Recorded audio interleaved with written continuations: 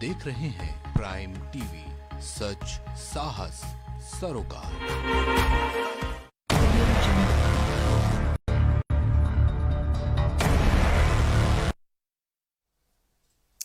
नमस्कार, आप सभी का बहुत स्वागत है प्राइम टीवी पर और आप देखना शुरू कर चुके हैं प्राइम डिबेट। मैं हूं नितिन कुमार। बीते रविवार को गोरखपुर के गोरखनाथ मंदिर में मुर्तजा नाम के व्यक्ति ने जो धार्मिक नारे लगाए और उसके बाद वहां पर जो हमला किया, उससे यह साफ साबित हो गया कि कहीं ना कहीं एक बहुत बड़ी साजिश उत्तर प्रदेश के साथ साथ देश में काम कर रही है, जो धार्मिक स्थलों पर जाकर के नुकसान पहुंचाने की पूरी कोशिश करेगी आने वाले दिनों में भी और अभी भी कर रही है। क्योंकि जिस तरह से मुर्तजा को गिरफ्तार करने के बाद, हिरासत में लेने के बाद एसटीएफ और एटीएस की तरफ से जो पूछताछ हुई और उस पूछताछ के बाद कई कड़ियां जो खुलती गई, जिसमें मुर्तजा के आईएसआईएस से जुड़े होने के संबंध निकलकर सामने आए। उसमें यह निकलकर सामने आया कि एक छात्र जो कि आईआईटी से पढ़कर आया है, जो केमिकल इंजीनियरिंग की नौकरी कर चुका है, कई संस्थानों में नौकरी करने के बाद वो नेपाल गया और नेपाल से उसने कई दूसरे देशों में पैसे ट्रांसफर किए, इंटरनेशनल सिम लिए, और ये सारा काम उसने सिर्फ इसलिए किया क्योंकि उसे देश और उत्तर प्रदेश में कुछ धार्मिक स्थलों पर जाकर के आतंकवादी गतिविधियों को बढ़ावा देना था। वो नुकसान पहुंचाना चाह रहा था। जब से मुर्तजा को पुलिस ने गिरफ्तार किया, एटीएस और एसटीएफ उसकी पूछताछ कर रही है, तब से लगातार कई सारी जो कड़ियां हैं वो खुलती जा रही हैं। ये पता चला है कि एक आईआईटीएन नेपाल भी गया हुआ था। उसने नेपाल से रहते हुए गोरक्षनाथ मंदिर की रेकी की थी। ये बताया गया कि नेपाल से उसने सीरिया करीब 8 लाख रुपया भेजा, ऑनलाइन ट्रांसफर।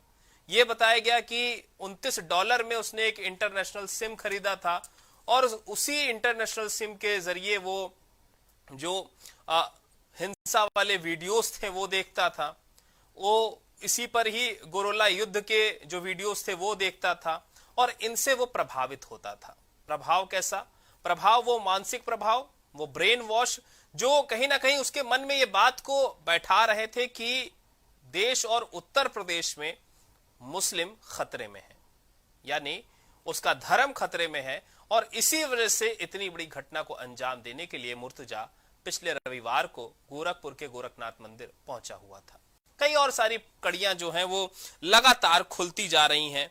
बताया जा रहा है कि उसने जांच के दौरान अपने बयान में यह भी बताया है कि वो आईएसआईएस से काफी प्रभावित था, अबू हमजा को अपना रोल मॉडल मानता था और आईएसआईएस के लिए रासायनिक हथियार बनाना भी वो चाहता था। ये केमिकल इंजीनियर गोरखनाथ मंदिर के साथ साथ मथुरा, अयोध्या, काशी, कई जगहों पर अपने केमिकल के ज्ञान के साथ साथ अपने दिमाग के फितूर के साथ साथ मिलकर उन जगहों पर नुकसान पहुंचाना चाहता था, क्योंकि उसको यह लग रहा था कि उसका जो धर्म है वो खतरे में है। 2011 से 2015 तक उसने कई सारे ऐसे हिंसा वाले वीडियो देखे, कई सारे ऐसे वीडियो देखे जो लगातार उसके मजहब और उसके धर्म से जुड़े हुए थे, जिसमें जिहाद को सबसे अहम रूप में दिखाया गया और उसको यह लगा कि अब उसे ये लड़ाई लड़नी है। आज भी मुर्तजा का एक वीडियो सामने आया है। उस वीडियो में मुर्तजा ने साफ तौर पर इस बात का जिक्र किया है कि वो किसी चीज से प्रभावित नहीं था, वो सनकी नहीं था, वो मानसिक रोगी नहीं था। वो प्रभावित था तो सिर्फ एक चीज से, और वो चीज ये थी कि उसका धर्म, उसके लोग खतरे में है और किसी को तो इसके लिए आवाज उठानी पड़ेगी। और इसी को देखते हुए उसने ये कदम उठाया है। उसने ये भी कहा कि मैं नेपाल में था, उस दौरान भी मुझे नींद नहीं आती थी और मेरे दिमाग में यही ख्याल चलते थे कि कैसे क्या करूं कि ये जो सीएएनआरसी का मामला है, ये जो हिजाब का मामला है, इन सारे मामलों का जो बदला है वो मैं ले लूं। और इसी के लिए उसने गोरखनाथ मंदिर की रेकी की। इसीलिए उसने कई और जगहों पर केमिकल धमाके कराने की तैयारी अपने दिमाग में सजाई। कई सारी रणनीतियां उसने बनाई कि किस तरह से नुकसान पहुंचाया जाए, और उसी कड़ी में पिछले रविवार को वो गोरखपुर के गोरखनाथ मंदिर पहुंचा था, जहां पर उसने यह हमला किया। उसने वीडियो में भी साफ तौर पर कहा है कि मैं ऑटो में बैठा, ऑटो वाले से भी मैंने इस बात को कहा कि मुझे मंदिर के पास उतार देना, मैं या तो आज रहूंगा या तो एक बड़ा कोई काम करूंगा, इस तरह की बातें उसने उस वीडियो में कही है। तो जाहिर सी बात है उसके दिमाग में ये बात चल रही थी कि हो सकता है कि उसकी खुद की जान भी चली जाए और हो सकता है ये कि वो एक बड़े कांड को आज यहां से कर दे। और वही करने के लिए वो गया भी हुआ था। उसके हाथ में हथियार था, धार्मिक नारे लगाते हुए उसने हमले किए। फिलहाल जिस तरह से उसे गिरफ्तार किया गया, उसकी गिरफ्तारी के बाद जांच पड़ताल की गई। एसटीएफ एटीएस लगातार जांच पड़ताल कर रही है और एक के बाद एक कड़ियां जो हैं वो खुलती जा रही हैं कि वो क्या था, कैसे था, कहां कहां पर उसने क्या क्या किया। यह भी बताया गया कि वो एक बार दुबई गया, उसके पासपोर्ट को भी एक लंबे समय के बाद पुलिस ने जब्त किया है, ढूंढ निकाला है, क्योंकि वो बता रहा था, मुर्तजा का कहना था कि उसका पासपोर्ट उसे नहीं मिल रहा है, लेकिन एसटीएफ और एटीएस की टीम ने उसके पासपोर्ट को भी जब्त किया है। अब सवाल यह है कि क्या सिर्फ वो दुबई गया था?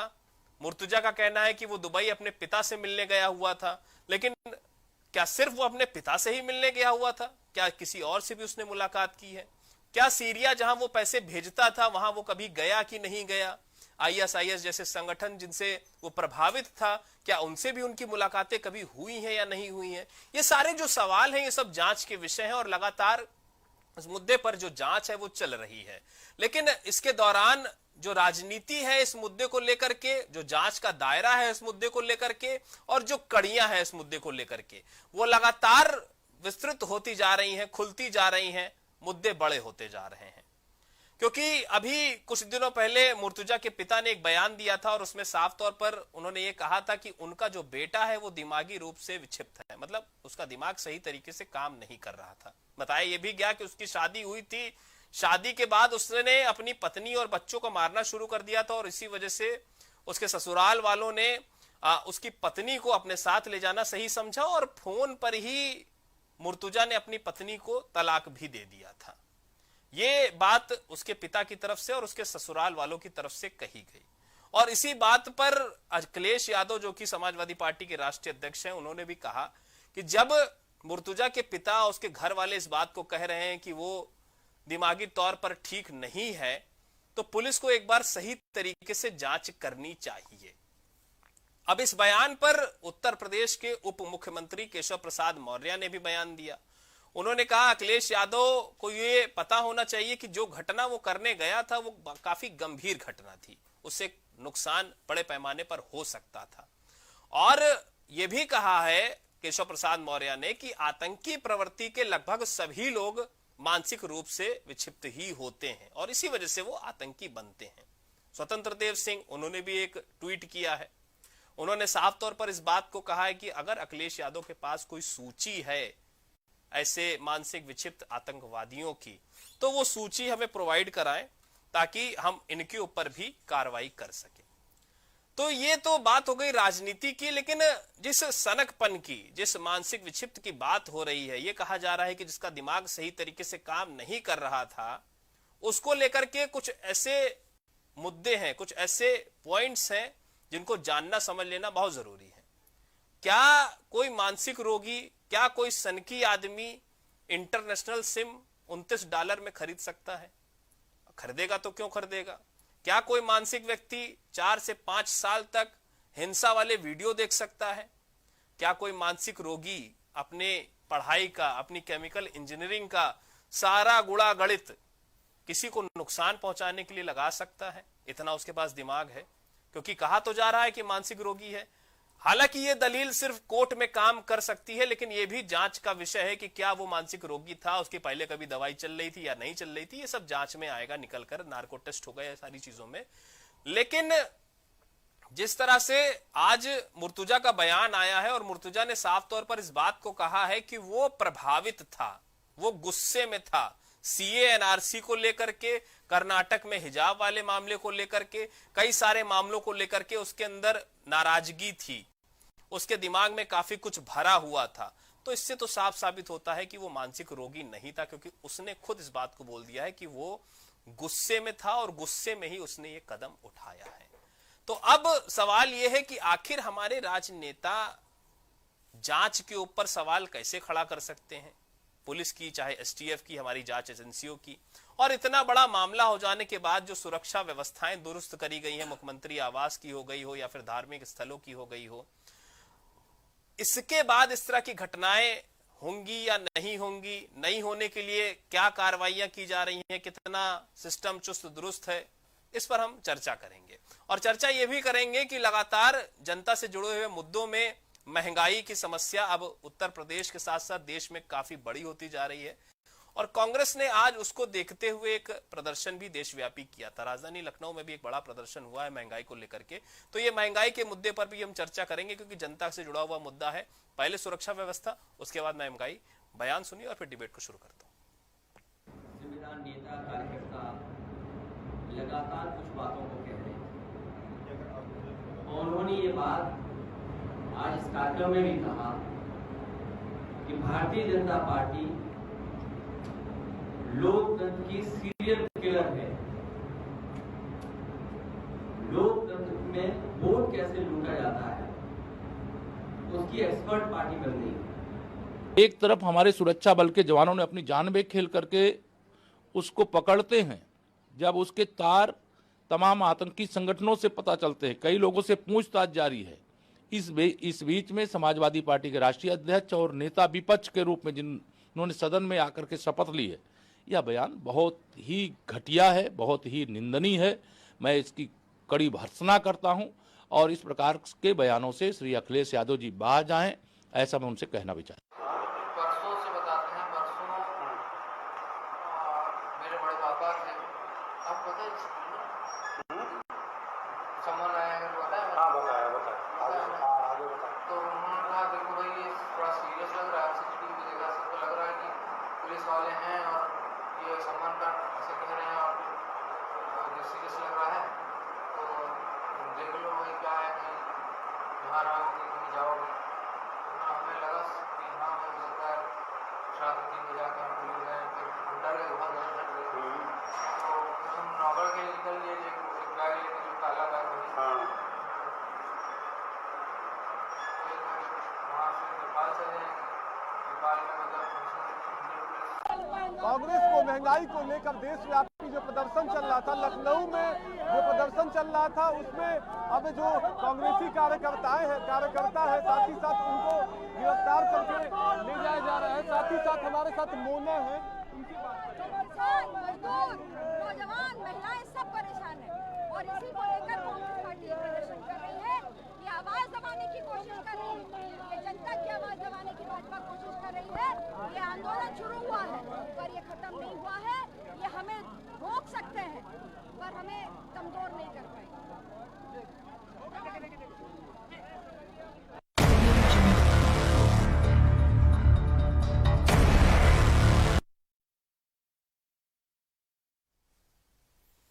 तो इस मुद्दे पर चर्चा करने के लिए हमारे साथ जो मेहमान है वो सभी जुड़ गए हैं और मैं इस डिबेट को शुरू करूंगा, लेकिन पहले उनसे आपको रूबरू करा देता हूं। अश्विनी शाही जी हमारे साथ बीजेपी से जुड़े हुए हैं, मयंक यादव हमारे साथ समाजवादी पार्टी से जुड़े हुए हैं, सत्यजीत सिंह जी हमारे साथ प्रसपा से जुड़े हुए हैं, इसके अलावा अमित गुरु हमारे साथ कांग्रेस से जुड़े हुए हैं और अंकुर सक्सेना हमारे साथ आरएलडी से जुड़े हैं। आप सभी मेहमानों का आज के डिबेट में बहुत बहुत स्वागत है। सबसे पहले शाही साहब मैं आपके पास आना चाहूंगा। बहुत ही गंभीर विषय और बहुत ही गंभीर मुद्दा है आज का, क्योंकि आपके जो सबसे प्रमुख विपक्षी दल हैं और उनके राष्ट्रीय नेता अखिलेश यादव ने सवाल खड़े किए हैं पुलिस को लेकर के, एटीएस और जांच एजेंसियों को लेकर के कि ये मुर्तुजा वाले मामले में जांच सही तरीके से होनी चाहिए, क्योंकि मुर्तुजा के पिता का कहना है कि मुर्तुजा का दिमागी संतुलन ठीक पहले से नहीं था। तो ये अचानक से बिना कुछ सोचे समझे, बिना कुछ जांचे परखे हम अपनी जांच एजेंसियों पर, हम पुलिस वालों पर आरोप कैसे लगा सकते हैं, ये सवाल है।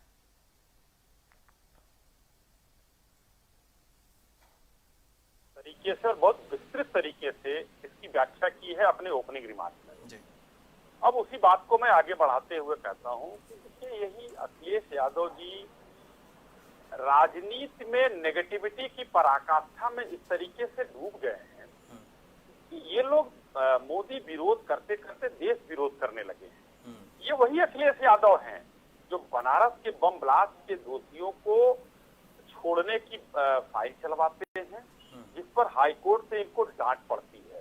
हाईकोर्ट कहता है कि क्या छोड़ने के बाद आप इनको पद्म विभूषण देंगे, ये हमने नहीं कहा, ये हाईकोर्ट के सम्मानित जज का आदेश है। तो उस समय वहां से डांट पड़ी तो मुकदमा वापस नहीं हुआ। ये उनका कृत्य वहां से शुरू हो रहा है। और उसके बाद आज ये देखिए, ये मोह और मद यानी कि मोहम्मद की राजनीति करते हुए, ये इस तरीके से तुष्टीकरण करते हुए यहाँ आज आकर एक आतंकवादी की बात कर रहा है, जैसे कि उनको उस आतंकी का पिता ये कह रहा है कि वो मानसिक रोगी है। हो सकता है अगर जांच में उसका मानसिक रोगी नहीं आ पाया गया तो उसका पिता भी जाएगा एक आतंकी को पनाह देने के लिए। और मैं तो कहूंगा कि अखिलेश यादव के खिलाफ भी मुकदमा लिखाना चाहिए कि ये भी उसको संरक्षण दे रहे हैं। अच्छा, कारण उसका ये कि आतंकी है, तो या तो आप स्पष्ट रूप से कहिए कि हम आतंकी के पक्षधर हैं, आतंकी जितने मुसलमान आतंकी हैं, जितने विश्व के जिस भी बिरादरी के आतंकी हैं, हम उसके साथ हैं, तो हमको भी आतंकी पार्टी का नेता मान लिया जाए। ये अगर मान लिया जाए तो ठीक है, नहीं तो इस तरीके की बात करना, देश का नुकसान हो रहा है, देश हित की बात में सबको एक होना चाहिए। आज देखिए, आज कहाँ हमला हुआ है, एक पीठ पर हमला हुआ है, गोरक्षनाथ पीठ इस धरती के बड़े पीठों में एक पीठ है। अगर कहीं एक किसी मस्जिद पर ये आतंकी हमला हुआ होता और कहीं गलती से उसका नाम राम भरोसे होता तो अखिलेश यादव तो इस धरती पर लोगों को जिंदा नहीं रहने देते। लाल टोपी लगाकर ये लोग पूरे सड़क पर उतरकर बवाल काट देते, थाने फूंक दिए जाते, नेताओं के घर फूंक दिए जाते, क्योंकि खुद ये लोग आतंकवादी और गुंडों की पार्टी है, इसलिए ये प्रश्रय दे रहे हैं। आज नितिन जी, प्रश्न ये है कि इस कहने की आजादी सिर्फ हिंदुस्तान में है कि हिंदुस्तान में देश के खिलाफ अगर कोई घटना होती है तो उसका समर्थन करने लोग पहुंच जाते हैं। कांग्रेस के एक नेता अब शर्मिंदा है, तेरे कातिल जिंदा है नारा लगाने पहुंच गए थे। राहुल गांधी उस समय कांग्रेस के अध्यक्ष हुआ करते थे, वो वहां पहुंच गए थे। बाटला हाउस कांड में सोनिया जी आंसू बहा रही थी, ये उनके नेता ने कहा था। तो ये इस देश में विरोधी दलों का एक परंपरा चल गई है कि जिसमें आतंकियों को चाहे वो अगर मुस्लिम बिरादरी का ही है, देखिए ईसाई होगा तो कुछ नहीं कहेंगे, लेकिन जहां सीरिया हो या अफगानिस्तान हो, यमन हो, हिंदुस्तान हो, कहीं भी पढ़ लिख कर जो है 9/11 होता है, वहां तो सारे वही पढ़े लिखे पायलट भी जाते हैं, सारे वही खान और पठान और मियाँ जी होते हैं सारे। तो उन लोगों के पैरवी में चाहे कांग्रेस हो चाहे समाजवादी पार्टी हो, ये सामने आकर खड़ी होती है, क्योंकि इनको उनका हित साधना है, मुस्लिम तुष्टीकरण करनी है और साथ में वो देश का विरोध भी करते हैं क्योंकि उनको मोदी विरोध करना है। ठीक है शाही साहब, एक सवाल और है, कांग्रेसियों का बड़ा जिक्र किया है आपने।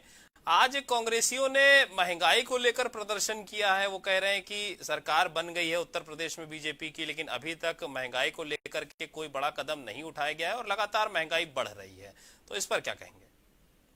देखिए नितिन जी, अच्छी चीज है अगर उनको लगता है, वो विपक्ष के लोग हैं, उनको लगता है कि उनकी जो मृत प्राय पार्टी है वो इस तरीके के प्रदर्शन। कौन सी पार्टी है? मृत प्राय। अच्छा भाई 6% से 2% पहुंच गए हैं उत्तर प्रदेश में, अब क्या रह गया उनका? वो 2 लोग जीते हैं, अपने भरोसे जीते हैं, कांग्रेस के भरोसे थोड़े जीते हैं। प्रियंका जी टूरिज्म पर आई और चली गई वापस, फिर दिखाई दी है कहीं। ठीक है। तो वो लोग अगर इस चीज को समझते हैं कि चुनाव के पहले हम जनता को इस चीज को नहीं समझा पाए, तो एक विरोधी दल का वो लोग अपना जो है काम कर रहे हैं और उनको करना चाहिए। अच्छी चीज है कि विरोधी दल एक प्रदर्शन करे, धरना करे। हो सकता है कि इनके धरना प्रदर्शन से सरकार को चीजें समझ में आ जाए, लेकिन इसके पीछे मैं ये जरूर कहना चाहता हूं कि मोटिव साफ होना चाहिए कि हाँ, हम जनता के हित की बात कर रहे हैं, अपने लिए हम कहीं कुछ नहीं कर रहे हैं, और उसमें मोदी विरोध और तुष्टीकरण की राजनीति नहीं होनी चाहिए। साफ और स्पष्ट और स्वस्थ प्रतिस्पर्धा राजनीतिक हो, उसका स्वागत है, उसका हमेशा हमेशा सम्मान रहेगा। ठीक है सर, ठीक है, मैं आता हूं आपके पास। मयंक यादव हमारे साथ समाजवादी पार्टी से जुड़े हुए। मयंक, आपके राष्ट्रीय अध्यक्ष ने कल कहा था कि इस पूरे मामले की सही तरीके से जांच हो, क्योंकि उसके पिता जो मुर्तजा है, उसके पिता ये कह रहे हैं कि मुर्तजा का जो दिमागी संतुलन है वो ठीक नहीं है, वो कहीं ना कहीं सनकी है। लेकिन एक सनकी आदमी $29 में सिम खरीदेगा इंटरनेशनल, वो नेपाल जाकर के 8 लाख रुपया सीरिया भेजेगा, तो ये मामला कहीं सही नहीं है। और इस तरह से अपनी जांच एजेंसियों पर, अपनी पुलिस पर सवाल खड़े कर देना सही नहीं लगता है। और शाही साहब भी इस बात को कह रहे हैं कि आप लोग पहले भी ऐसे जैसे इसी तरह के मुद्दों पर कोर्ट से फटकार खा चुके हैं। ये भी उन्होंने कहा कि इस पूरे मुद्दे पर अगर अखिलेश यादव मुर्तजा को बचाते हुए नजर आ रहे हैं तो अखिलेश यादव पर भी मुकदमा होना चाहिए। क्या कहना है आपका और पार्टी का? देखिए, मैं सर्वप्रथम जिस अखिलेश यादव जी के बयान को लेकर इतना प्रोपेगेंडा भारतीय जनता पार्टी फैला रही है उसके बारे में दोबारा बता देना चाहता हूं। अखिलेश यादव जी ने कहा था इस मामले में अभी तक जो जानकारी मिली है, ध्यान से सुनिएगा साही जी। अखिलेश यादव जी ने कहा था इस मामले में अभी तक जो जानकारी मिली है, उसके पिता ने कहा है कि वो मानसिक रूप से विक्षिप्त है।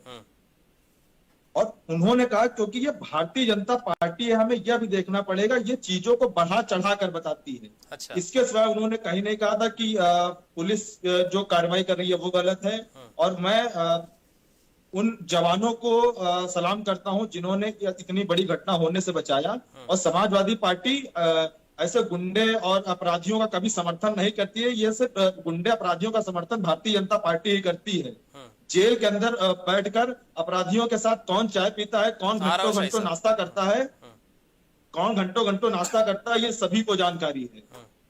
और जो अभी शाही जी बता रहे थे अखिलेश यादव जी पर मुकदमा करवाना चाहिए, अखिलेश यादव जी पर मुकदमा करवाने के लिए कोई पाकिस्तान, अफगानिस्तान, यमन और अरब कंट्री से कोई नहीं आएगा। आप लोग को अगर लगता है कि अखिलेश यादव जी ने गलत कहा तो आप लोग मुकदमा करवाइए, बेहिचक मुकदमा करवाइए। क्योंकि जो चीजें नहीं है उन पे आप मुकदमा करवाने के लिए खड़े ही नहीं हो सकते, वो आप कर ही नहीं सकते। खैर, इन लोगों की ये अखिलेश यादव जी ने साफ शब्दों में कहा था भारतीय जनता पार्टी किसी भी मुद्दे को भुनाने में बहुत तेज है, इस पहलू को भी देखना पड़ेगा। आज उत्तर प्रदेश की सबसे बड़ी समस्या महंगाई की है। बात महंगाई की आती है तो भारतीय जनता पार्टी के नेताओं का मुंह सिल जाता है, उनके मुंह में दही जम जाता है, उनके मुंह से कोई भी बात नहीं निकलती है। अगर पूछ लिया जाए पिछले 16 दिनों में पेट्रोल के दाम 10 रुपए बढ़ चुके हैं। नींबू संतरे की सरकार में नींबू का रेट जो बढ़ रहा है ये भी भारतीय जनता पार्टी को खल रहा होगा, लेकिन इन लोगों का अभी तक इस पे कोई नहीं बयान आया है। टोल टैक्स बढ़ रहा है, सीएनजी के दाम बढ़ रहे हैं। ये दाम जो बढ़ रहे हैं इनका असर घरेलू और रोजमर्रा की जरूरतों पर पड़ेगा। तो कांग्रेस वालों ने आज प्रदर्शन किया तो आप लोग क्यों नहीं गए साथ में? जाना चाहिए था। देखिए, समाजवादी पार्टी अभी सदस्य विधान परिषद के चुनाव हो रहे हैं। समाजवादी पार्टी के कार्यकर्ता अभी सदस्य विधान परिषद के चुनावों में व्यस्त हैं। और जैसे ही सदस्य विधान परिषद के चुनाव खत्म होंगे हम लोग सड़कों पर उतरेंगे और ऐसा प्रदर्शन करेंगे, सरकार को मजबूर कर देंगे कि जो ये हिंदुस्तान को लंका बनाने की तैयारी मोदी जी ने कर रखी है वो हम लोग चलने नहीं देंगे। और ये कांग्रेस के लोग जो कहते थे कि हिस्सेदारी लेनी है, भैया आइए चुनाव लड़िए, आमने सामने की बात करिए। और भारतीय जनता पार्टी के लोग ऐसे गुंडाई करते हैं। हमारे एमएलसी प्रत्याशी डॉक्टर कफील खान के ऊपर मतलब 6 घंटे में 6 बार उनके साथ जांच के नाम पर उनको प्रताड़ित किया जा रहा है, वोटर्स को प्रताड़ित किया जा रहा है। ये एक कफील खान ही जहां के एमएलसी प्रत्याशी वहां नहीं, पूरे उत्तर प्रदेश में जहां भी समाजवादी पार्टी के प्रत्याशी मजबूत चुनाव लड़ रहे हैं, वो चुनाव जीतने की बिल्कुल कगार पे खड़े हैं, वहां भारतीय जनता पार्टी बिल्कुल पागलों की तरह उन पर कार्रवाई कर रही है। समाजवादी पार्टी के विधायक के ऊपर मतलब ये लोग इतना ज्यादा पागल है, बदले की भावना से ये लोग कार्रवाई कर रहे हैं। ठीक है। सरकार तो आती जाती रहती है, लेकिन जो बदले की भावना से ये रॉलेट एक्ट जो लागू किया है भारतीय जनता पार्टी ने, ब्रिटिश कानून का, ये रॉलेट एक्ट आपके ऊपर भी लागू हो सकता है। सरकारें आती जाती रहती, आपका भी नंबर आएगा। शाही साहब कुछ कह रहे थे, ले लेते उसके बाद फिर आपके पास जो दिक्कत हो। शाही साहब कुछ कह रहे थे, उनका सवाल ले लेते फिर आपके। हाँ शाही सुन लीजिए। नितिन जी, मुझे 2 बातें कहनी है अपने मयंक भाई से। पहली बात तो इन्होंने बहुत ही स्पष्ट रूप से कहा कि समाजवादी सरकार का ऐसे गुंडे माफियाओं से कोई वास्ता नहीं, कोई प्रश्न नहीं है। मैं खाली ये बताना चाहता हूं, जो हाईकोर्ट का मैंने जिक्र किया है वो किसी आतंकवादी के लिए उन्होंने किया था या नहीं किया था उसको भूले मत वो। दूसरी बात, अभी उन्होंने रोलेट एक्ट और बदले की बात की।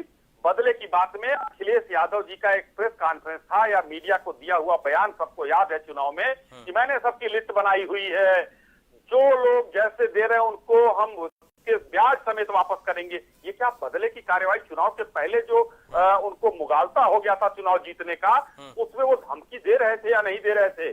तीसरा, जो कह रहे थे पुलिस याद है सबको।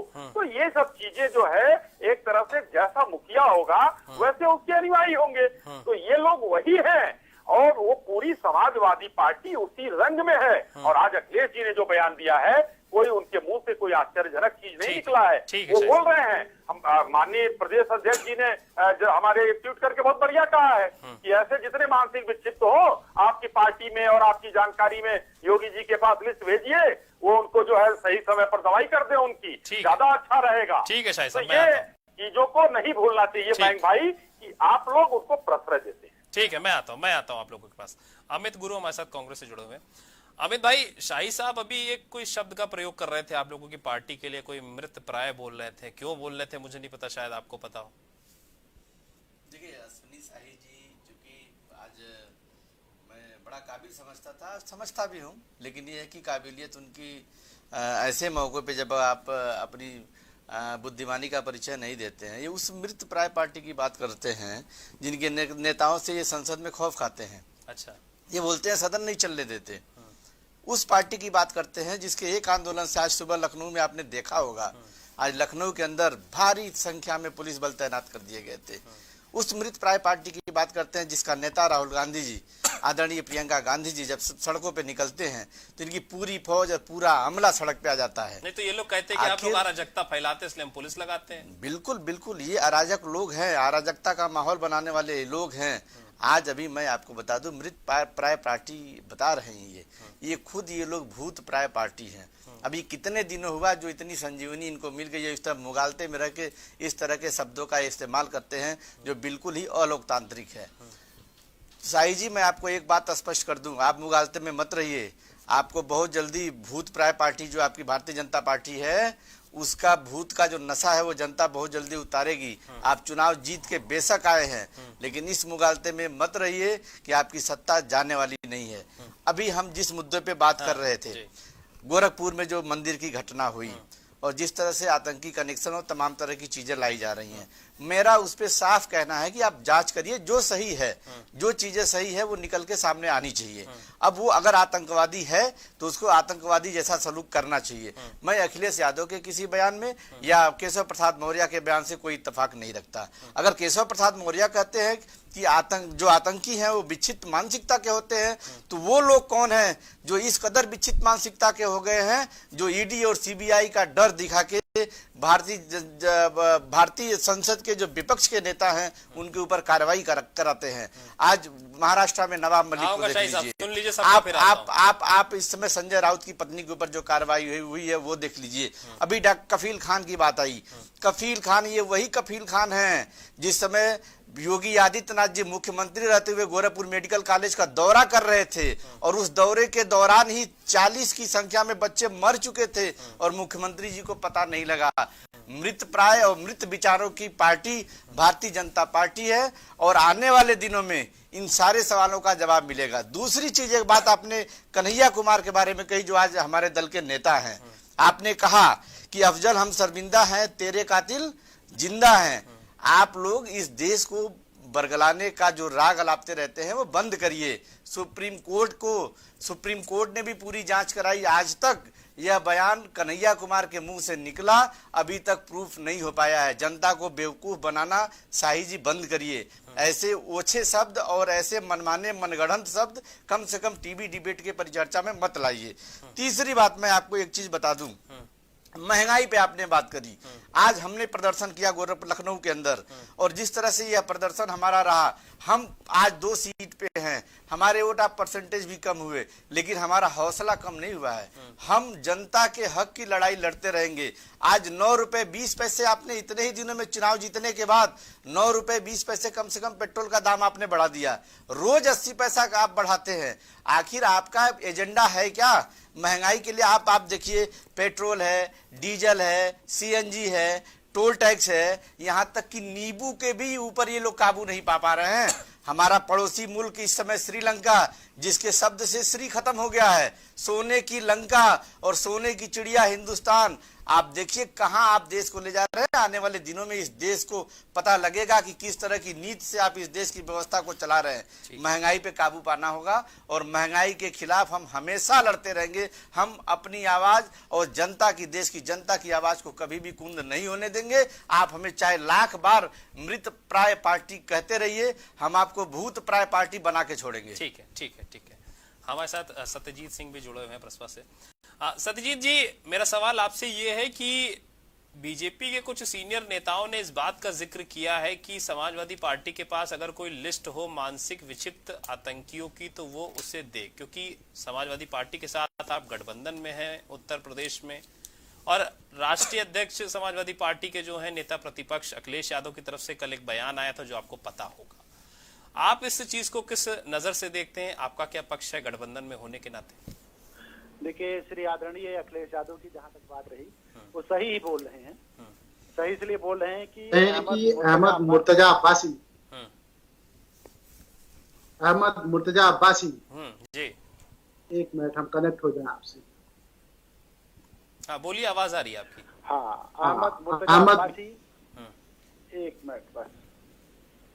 हाँ, अहमद मुर्तजा अब्बासी वो ऑलरेडी आईआईटी बॉम्बे से केमिकल की इंजीनियरिंग डिग्री लेकर के आया है, और जब आईआईटी जैसे संस्थान से केमिकल इंजीनियरिंग की डिग्री लेकर के कोई आए उसको विक्षिप्त कहा जाए तो थोड़ा हास्यास्पद है।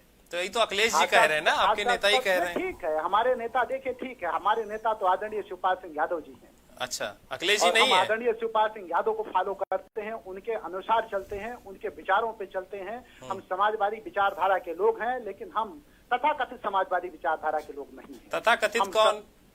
तथाकथित का अर्थ हुआ जो ममता एवं क्षमता मूलक समाज की रचना करना चाहता हो, और जो ममता एवं क्षमता मूलक समाज की रचना नहीं करना चाहता। तो ये नहीं करने वालों में अखिलेश यादव आते हैं क्या? मैं ये नहीं कहता कि अखिलेश यादव क्या है, उनका पैरामीटर मेरे पास नहीं है, लेकिन मैं इतना जानता हूं कि अहमद मुर्तजा अब्बासी केमिकल इंजीनियरिंग की डिग्री अगर लिए है तो जरूर विक्षिप्त नहीं हो सकता है। दूसरी चीज, आप सोच सकते हैं कि आतंकी जो है वो कई फतवे उसके मोबाइल से मिलते हैं, हथियार चलाने का उसको, और लोन वुल्फ अटैक की ट्रेनिंग के लिए वो इंटरनेट पे सर्च करता है। अब आप बताइए, कोई पागल आदमी लोन वुल्फ अटैक के तरीकों को इंटरनेट पे ढूंढे, सर्च करे, तो उसका क्या मतलब होता है, आप बताइए। और लोन वुल्फ अटैक में जो आतंकी अकेले किसी विशेष जगह पे जाकर के छोटे हथियार से जान लेकर के दहशत फैलाता है, उसको हम लोन वुल्फ अटैक कहते हैं जो है। तो क्या लोन वुल्फ अटैक करने वाला अपराधी विक्षिप्त हो सकता है? हाँ, ये विक्षिप्त है। आतंकवादी विक्षिप्त होता है, कोई भी आतंकवादी होगा, चाहे जिस कोने में हो। सवाल भारत पे नहीं है, कश्मीर से कन्याकुमारी, कच्छ से कामरूप का मसला नहीं है। मैं कहता हूँ पूरे विश्व के अंदर किसी भी जगह पर अगर कोई आतंकवादी घटना घटित करने का प्रयास करता है या करता है तो जाहिर सी बात है तो विक्षिप्त है। अखिलेश यादव जी ने अगर कहा है विक्षिप्त है तो सही कहा है, इसलिए को विक्षिप्त है तभी तो अटैक करने के प्लान बना रहा है। एक चीज और बताइए, अगर वो विक्षिप्त था, मानसिक विक्षिप्त था, तो अभी भारतीय जनता पार्टी के भाई साहब ने बताया थोड़ी देर पहले, देखिए एफआईआर करने की बात नहीं है, बात यह है कि जब एटीएस को उसको दिया गया तो उस समय पहले मेडिकल परीक्षण किया गया और मानसिक विक्षिप्तता अवस्था की जांच की गई, और ये सारी जांचें होने के बाद एटीएस की सुपुर्दगी में दिया गया। आप लोगों को मैं अपडेट कर दूं कि चैनल पे आपके मैं बैठा था, जितने लोग थे, चाहे समाजवादी पार्टी के लिए लोग रहे हो चाहे भारतीय जनता पार्टी के, सवाल इस बात का अब नहीं रह गया है कि वो विक्षिप्त है कि नहीं है। अच्छा एक चीज बताइए, मेडिकल रिपोर्ट सही बोलेगी कि उसका पिता सही बोलेगा? जाहिर सी बात है कि मेडिकल रिपोर्ट सही बोलेगी। पिता पुत्र के कहने से क्या मतलब होता है? तो मेडिकल जांच में वो विक्षिप्त नहीं था, और विक्षिप्तता अवस्था में न होने की वजह से उसको एटीएस को सौंप दिया गया। पहले उसकी मेडिकल जांच हुई थी।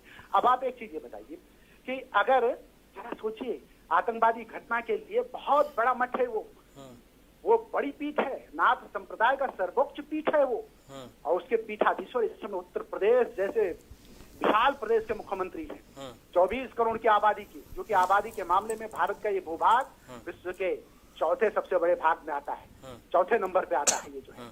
और उसके बाद आप इतनी बड़ी घटना, और वो भी कब, जब नवमी चल रही हो, नवमी मतलब ये हमारी पूजा के समय चल रहे हो, क्या होता अगर वो अंदर पहुंच जाता? श्रद्धालुओं की बड़ी भीड़ थी, अगर अंदर पहुंच जाता, मैं तो उन बहादुर जवानों को एक बार धन्यवाद दूंगा। घायल सुरक्षा कर्मियों के प्रति मेरी सहानुभूति है और उनको मैं धन्यवाद दूंगा कि उन्होंने बड़ी बहादुरी के साथ, चाहे वो गोपाल गौड़ रहे हों, चाहे अनिल पासवान रहे हों, चाहे अनुराग राजपूत रहे हों, तीनों लोग जो घायल हुए हैं, एक पीएससी के जवान थे और 2 पुलिस के जवान थे, दोनों तीनों लोगों की मैं भूर भूर प्रशंसा करूंगा। उन्होंने बड़ी वारदात होने से बचा लिया। ठीक है सर, आप सोचिए, 1 मिनट का समय आप दीजिए। हाँ, 1 मिनट का समय दीजिए, बात तो पूरी करने दीजिए। बहुत बाद में आपने मौका दिया, पूरा कर लीजिए सर, लास्ट में दिया है तो आपके साथ ही आपके लास्ट में भी अंकुर जी बैठे हुए हैं अभी उनसे भी बात करें। लेकिन एक बात आप एक चीज बता दें कि अगर वो राइफल छीनने में कामयाब हो जाता, अथवा फिर मैं कहता हूँ राइफल छीनने में कामयाब ना होता, लेकिन अगर राइफल भूल चूक से गोपाल गोयल मतलब जवानों के बंदूक से या राइफल से गोली चल जाती तो कितने बेगुनाह मारे जाते, श्रद्धालुओं के साथ क्या होता, इसको भी तो सोचना चाहिए था। और दूसरी सबसे बड़ी बात यह है कि मैं तो फिर कहता हूँ कि कहीं स्लीपर सेल के तौर पे और भी आतंकी तो नहीं छुपे हुए हैं। अगर और आतंकी स्लीपर सेल के रूप में छिपे हुए हैं तो आतंकी संगठन का स्लीपर सेल सबसे खतरनाक होता है। ये करता बड़े बड़े काम है लेकिन छिपा हुआ होता है। इसलिए जरूरत इस बात की है कि आतंकी संगठन के अगर स्लीपर सेल हैं तो उसकी भी जांच होनी चाहिए।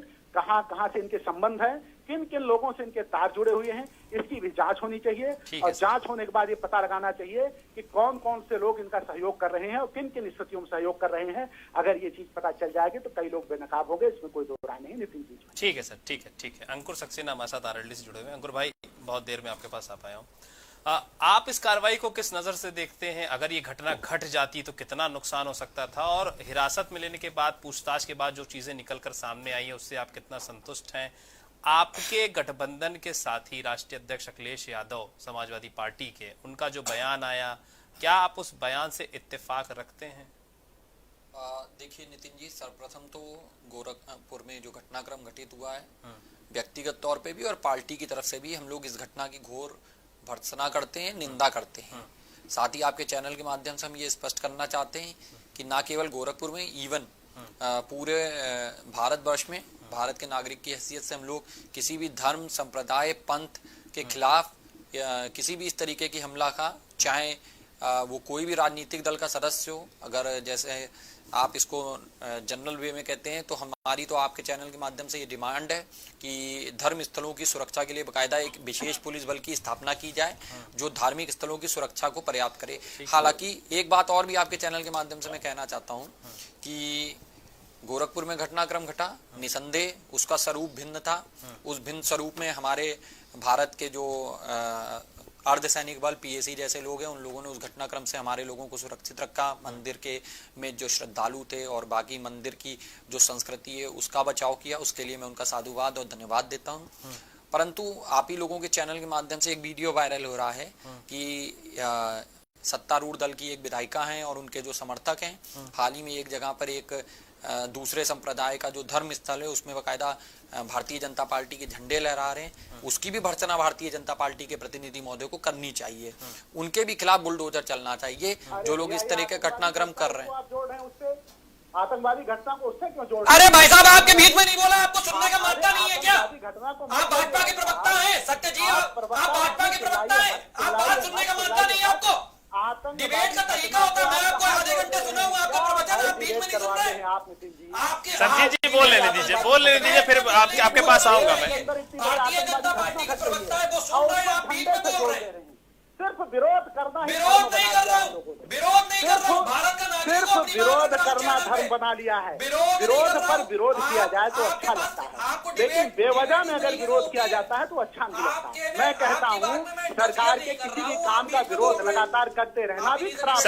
सज्जित जी प्लीज सुन लीजिए अंकुर जी क्या कह रहे हैं, उसके बाद फिर बोलिएगा। हाँ अंकुर भाई, देखिए सर्वप्रथम बात ये होती है, ये डिबेट का तरीका नहीं है। डिबेट में आदमी अपनी बात पूरी करता है। वन बाय वन बोलिए प्लीज, सबकी बात आना जरूरी है। सबसे बड़ी बात है, मैं उस कांड की भर्त्सना किया, धार्मिक आस्था की बात होती है। अगर गोरखनाथ मंदिर हमारे लोगों की, मैं भी हिंदू हूँ, मैं भी नवरात्र में व्रत रखता हूँ, मैं भी भोलेनाथ का भक्त हूँ। धार्मिक आस्था की जैसे हमारी अपनी धार्मिक आस्था है, हम लोग हर तरीके के धर्म और संप्रदाय का सम्मान करते हैं। इसी धार्मिक आस्था के आधार पर मैं ये बात आपके सम्मानित चैनल के माध्यम से कह रहा हूं कि मान लीजिए अगर हमारी धार्मिक आस्था के ऊपर अटैक हुआ है तो हम लोगों में क्षोभ की भावना आई है, हम लोगों को कष्ट का अनुभव हुआ है, हम लोगों को पीड़ा का अनुभव हुआ है। इसी तरीके से हमारे हिंदुस्तान में मंदिर, मस्जिद, चर्च, गुरुद्वारा सब सारी चीजें स्थापित हैं। अगर हम किसी दूसरे पंथ की जिस पे भावनाएं जुड़ी हुई हैं उनके यहाँ इस तरीके की हरकत करते हैं तो वो भी गलत है। गलत दोनों हैं।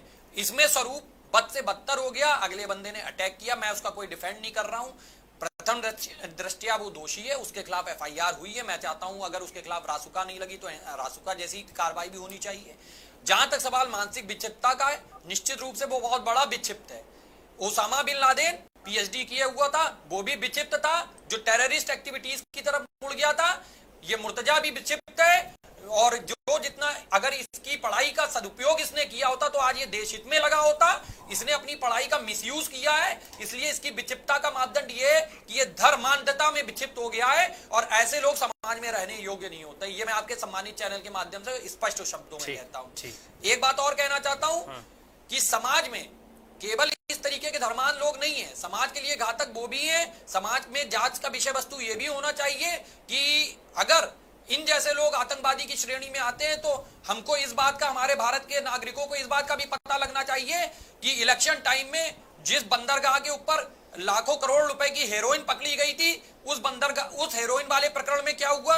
हमारे देश के निवासियों को इस बात की भी जानकारी होनी चाहिए कि पुलवामा कांड में जो लोग दोषी थे उनके खिलाफ आज तक चार्जशीट दाखिल हुई क्या।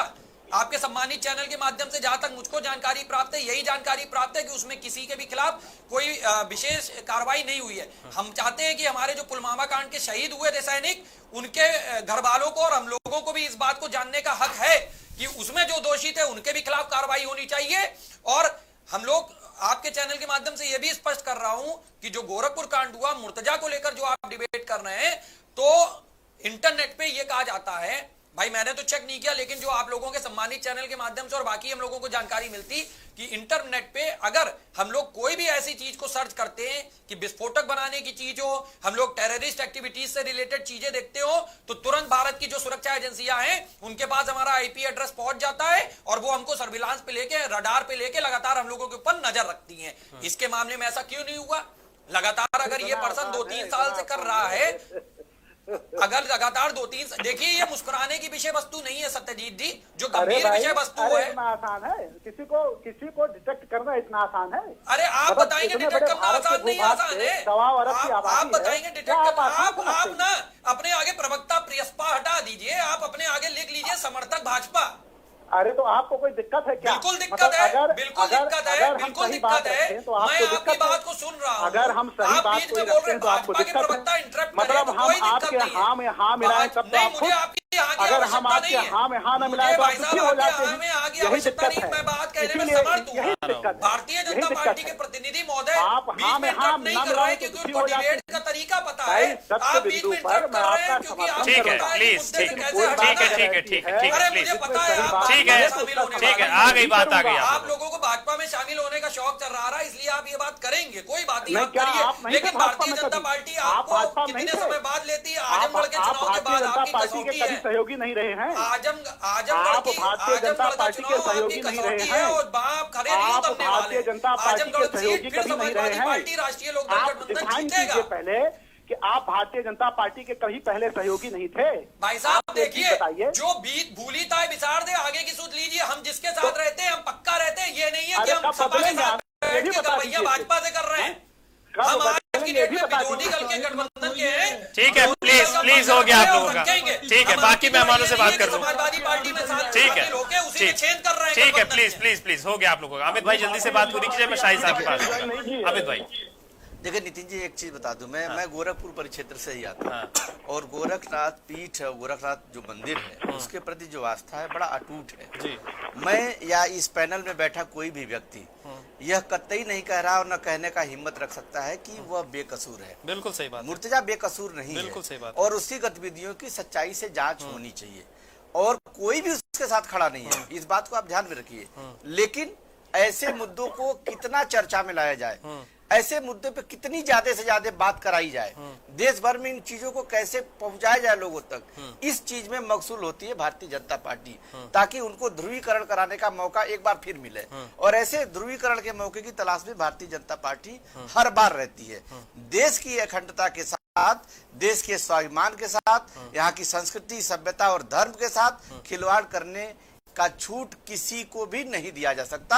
मुर्तजा ने जो घटना करी है उसको तो निंदनीय है ही, उसकी जांच सही ढंग से जरूर होनी चाहिए। ठीक मेरा ये मानना है। समय कम। शाही साहब बहुत देर से बोलना चाह रहे थे।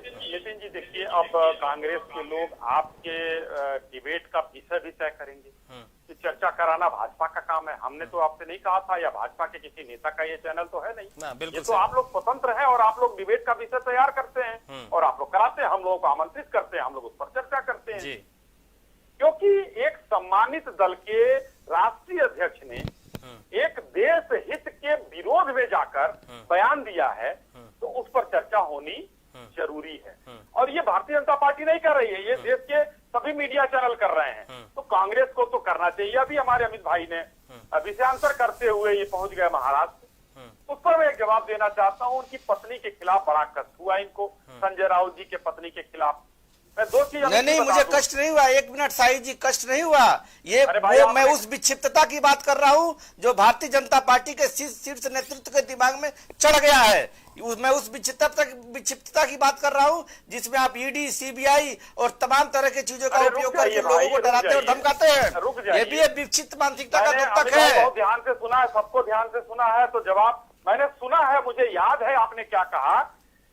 विक्षिप्त तो तब भी आप लोग थे जब आपकी सरकार हुआ करती थी। बताइए कहाँ नहीं ईडी और सीबीआई के छापे पड़ते थे? तोता उस समय किसने नाम दिया था? तो ये सब छोड़िए। नहीं, हमने सीबीआई के दफ्तर में रेड नहीं मरवाया था साई जी। सीबीआई के दफ्तर में ही सीबीआई की रेड नहीं डलवाई थी हमने। आप सुनिए ना, आप सुनिए। अब मैंने धैर्य से सुना भैया, सुनिए, क्यों बौखला रहे हैं? नहीं, आप बोलिए। सबसे कुछ जान लीजिए, सबसे कुछ जान लीजिए। नहीं, झूठे तथ्य पे रिएक्शन तो तुरंत होगा साई जी। नितिन भाई बोलिए सर, बोलिए। बोलने का कोई मतलब उचित नहीं है। बोले मैं सुन रहा हूँ। मैं बताना चाहता हूँ कि 55 लाख रुपए की रकम जो घोटाले की थी वो उनकी पत्नी के अकाउंट में आई थी। तो एजेंसियों को अपने काम करने दिया जाए। वो बता देंगे कि उन्होंने जमीन बेच दिया था अपना और गांव की खेती बेची थी, पैसा जमा किया था उनकी पत्नी ने, वो छूट जाएंगी, काम खत्म हो गया। उसका काम तो एजेंसी को करने दीजिए। अगर आपके खाते में भारी रकम, ये आरबीआई कहता है कि 10 लाख से ऊपर की रकम अगर किसी के खाते में आती है तो बैंक उसकी सूचना इनकम टैक्स डिपार्टमेंट को देता है, ईडी को देता है, जिसको भी देना होगा वो देता है, संबंधित विभाग को। 55 लाख रुपए की रकम उनके खाते में जमा की गई है। नितिन जी बड़ा इनको कोट करिएगा। महज 1-2 साल में 150 गुना संपत्ति जैसा की बढ़ती है, उसकी जांच करने का हिम्मत आज तक भारतीय जनता पार्टी के किसी नेता में नहीं आया। क्या मतलब ये? नहीं, आपने 50 लाख की बात करी और जैसा की संपत्ति कैसे बढ़ी, बोल लेने दीजिए अमित भाई। 150 गुना कैसे बढ़ गया, आपने कभी जांच नहीं किया? पी चिदम्बरम जी गमले में गोभी उगाकर कई 100 करोड़ रुपया कैसे पैदा कर लिए, ये भी एक आपने जांच किया? आपने जांच किया? 8वां अजूबा है, कोई बुराई नहीं, आपने जांच किया उसकी? 8वां अजूबा है, जेल गए ना, उसके लिए जांच अभी चल रही है। नहीं, वो जेल तो तड़ीपार भी गए थे, को अपना काम करने स्टेट से भगाना पड़ गया था। और समझाइए, जो समझाइए, ये राष्ट्रीय विदूषक जो है, जो अफजल गुरु के बारे में नारा लगा रहे थे, वो आतंकवादियों को क्यों पनाह देते हैं? आप सुप्रीम कोर्ट के आदेश का अवहेलना कर रहे हैं, उसके जजमेंट का अवहेलना कर रहे हैं। सुप्रीम कोर्ट ने इसको सिरे से नकार दिया था, आपको याद ही नहीं है? आ रही थी आतंकवादियों के, आपको तो जवाब देना चाहिए। 26 लाख करोड़ रुपए आपने जनता से वसूले हैं टैक्स के रूप में, और 10 लाख रुपए आपने उद्योगपतियों के पास कर दिए, उस पर आपको जवाब देना चाहिए। देने का काम। और राष्ट्रीय विदूषक जो है आपके राहुल गांधी जी, वो जेएनयू में जाकर नारा लगा रहे थे। ठीक है। और सोनिया जी आंसू बहा रही थी। तो इसलिए मैं 2-4 आंसू पूछने आप गए थे, आंसू जब गिर रहा था आप देखने गए थे वहाँ। ठीक है, समय का मैम बाकी आपके नेता ने कहा, हम थोड़े कह रहे हैं। ठीक है, आपके नेता ने कहा है। ठीक है शाही साहब, मैंने नहीं कहा। ठीक है शाही साहब, आपके नेता जो है राष्ट्रीय चैनलों पर बोल रहे हैं सोनिया जी के आंसू बह रहे थे। ठीक है, प्लीज, ठीक है, मैं आता हूँ। हाँ मयंक, कुछ कहना है आपको? हाँ बोलिए। बात यहाँ कानून व्यवस्था की चल रही थी, जल्दी से बात पूरी कीजिएगा, समय कम है। हाँ। और प्रसपा के भी प्रवक्ता महोदय थे, तो मैं फिलहाल उनसे तो बात ही नहीं करना चाहूंगा, क्योंकि वो लोग तो जहां भी देखते हैं कि यहाँ हमको मिठाई मिल रही है, टॉफी मिल रही है, अरे आपके साथ ही है भाई वो। अरे भैया मैं आप ही के साथ। अरे देखिए मैं इनकी बात, मैं व्यक्तिगत इनकी बात कर रहा हूँ, मैं पार्टी की बात नहीं कर रहा हूँ। ये लोग को टॉफी लेने के लिए भारतीय जनता पार्टी से पूछना चाहूंगा कानून व्यवस्था के मुद्दे पर। ये जो गाजियाबाद, बुलंदशहर, मेरठ, बलिया, सरजीत जी इसके बाद आ रहा हूँ आपके पास आ रहा हूँ इसके बाद कांड हो रहे हैं, जवाब दे दें कि कांड हो रहे हैं, इनकी बात पूरी हो जाए, मैं आपके पास आ रहा हूँ। कम से कम समाजवादियों को कानपुर में जो नई तरह की चोरी जोड़ने से लॉकअप से संजीत जी मैं की बात पूरी हो जाए, मैं आ रहा हूँ आपके पास। नितिन जी इनको बताइए कि जोड़े। हाँ मैं बोल रहा हूँ सर, मैं बोल रहा हूँ।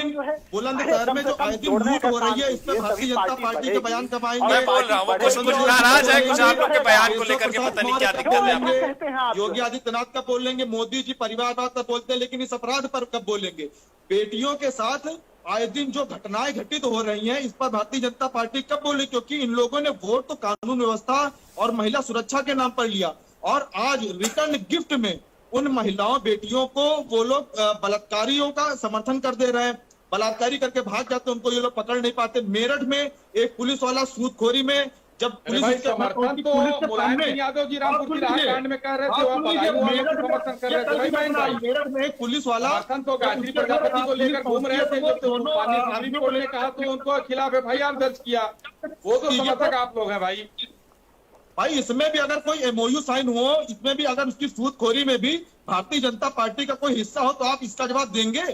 कानून व्यवस्था के मुद्दे पर आप लोग तो बहुत उछलते थे, और अखिलेश यादव जी ने सिर्फ यही कहा था कि आप लोग चिल्लाते रहे, प्रदेश की जनता को नहीं समझा पाए आप लोग। प्रदेश की जनता ने समझा कि कौन उनका रक्षक है, कौन उनका भक्षक है, तो रक्षक समझकर माननीय योगी कर्मयोगी आदित्यनाथ को सत्तासीन किया, आप लोगों को बाहर कर दिया। भक्षक ठीक है, मैं आ गई बात आपकी। ठीक है, प्लीज प्लीज प्लीज। कोई भी नेता उन पर कोई कार्रवाई नहीं करवाने के लिए कोई भी FIR नहीं लिखाता है, वहाँ पर जाकर कोई भगवा झंडा नहीं लहराता है कि बेटी को न्याय दो। ठीक है, बात आ गई। बलात्कारियों के समर्थन में आप लोग खड़े हो जाते हैं। हाथरस में आप लोगों ने क्या किया? सिर्फ वो अपराधी जो है वो मुख्यमंत्री की जाति के कानून व्यवस्था पे किसी दिन चर्चा करता हूँ, बैठाता हूँ आप लोगों को।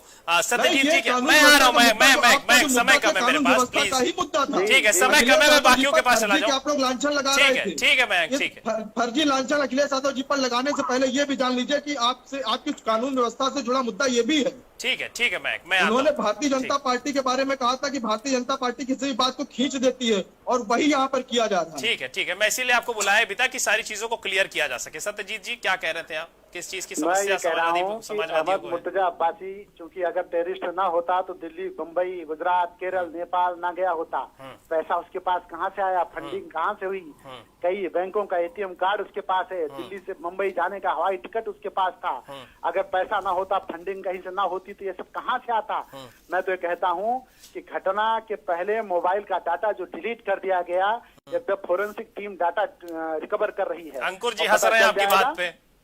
जी पता चल जाएगा। अरे तो ये भैया सत्यजीत जी, ये जिम्मेदारी किसकी है? अखिलेश यादव जी की है कि पाकिस्तान के प्रधानमंत्री इमरान खान की है, या श्रीलंका के राष्ट्रपति गोतबाया राजपक्षे की है? भाई भारतीय जनता पार्टी जो सत्ता में है, योगी आदित्यनाथ जी मुख्यमंत्री हैं, ये उनके शासन प्रशासन की जिम्मेदारी है कि वो कहाँ से क्या लेके आया। ये वो लोग कार्रवाई उस पर कर रहे हैं, जांच चल रही है। जांच आने से पहले आप एक पार्टी के नेता पर आप लोग जब आरोप लगा देते हैं फर्जी के, उस बयान को पूरा पढ़िए। बयान जब तक पूरी जानकारी नहीं होगी, अधूरा ज्ञान हानिकारक होता है। सत्यजीत जी, ये आपकी पार्टी के लिए बता रहा हूँ, आप अपने पार्टी के बड़े नेताओं को भी बता दीजिएगा। तो जनता से आप अपनी पार्टी का पक्ष रखने आए थे, ना कि भारतीय जनता पार्टी का पक्ष रखने आए थे। इनकी स्वीकारता घट जब आप पार्टी का पक्ष रखना तो अपनी पार्टी की बात करिए, भारतीय जनता पार्टी के पक्ष में बात करने आ जाते हैं आप। ठीक है, बात आ गई आप लोगों की, प्लीज। ये सिर्फ आप लोग रिलेटेड हो जाते हैं क्या? ठीक है अंकुर, मुख्यमंत्री के सजाती होने के लिए ठीक है मैं, प्लीज आ गई बात, आ गई मैं आ गई। अंकुर जी क्यों हंस रहे थे भाई आप सत्यजीत की बात पे?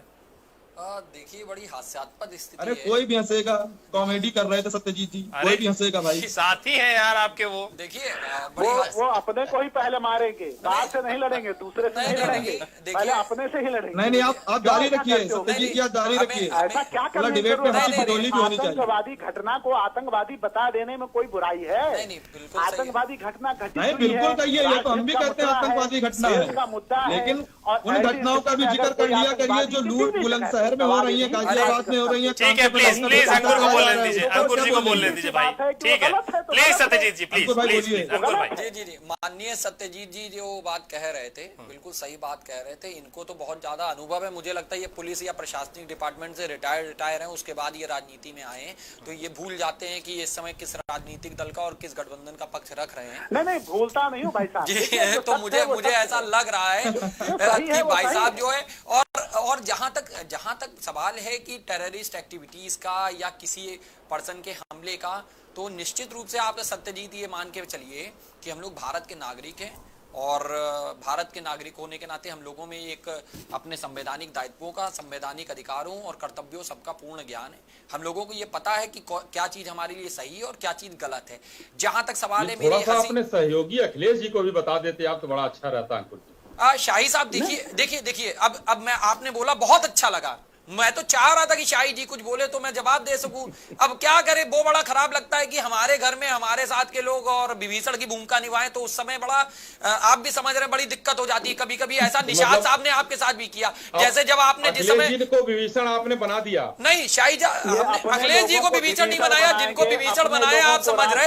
अब जैसे अब देखिए शाही साहब, देखिए सत्यजीत जी, देखिए आपने बोल लिया, मुझे शाही साहब का जवाब दे लेने दीजिए। हमने विभीषण किसी को नहीं बनाया, जो विभीषण है वो उसकी लंका में आज खुद ही आग लग चुकी है। आप खुद समझ रहे होंगे कौन इस डिबेट में विभीषण है। लेकिन वास्तविकता ये है कि विभीषण तो हर जगह पाए जाते हैं। जिस समय 10 मार्च के बाद इलेक्शन का परिणाम आया और मुख्यमंत्री बनने के लिए लोगों में लड़ाई चल रही थी, तब भी विभीषण हुए।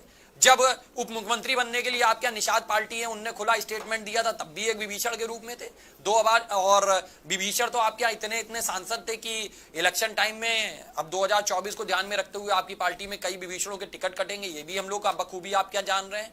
तो धीरे धीरे भारतीय जनता पार्टी क्या करेगी क्या नहीं करेगी, इसका तो फैसला 2024 में होगा। देश हित वाला थोड़ा सा देश हित वाला ज्ञान जो अभी ये अखिलेश जी को भी दीजिए कि बार बार ये आतंकवादियों की शाही जी मन जो है बहुत प्रसन्नता की बात है कि आपने ये सवाल पूछा। सुनिए जानकारी करिए, अधूरा ज्ञान खतरनाक होता है। अरे मयंक भैया एक जवाब दे लेने दीजिए। शाही जी ने देश हित की इतनी प्यारी और इतनी बढ़िया बात कही है। हाँ, हम लोग देश हित की बात करते हैं, कम से कम माफी वीर की संज्ञा तो नहीं हमारे यहाँ किसी के पास है, किसी ने भी माफी तो नहीं मांगी।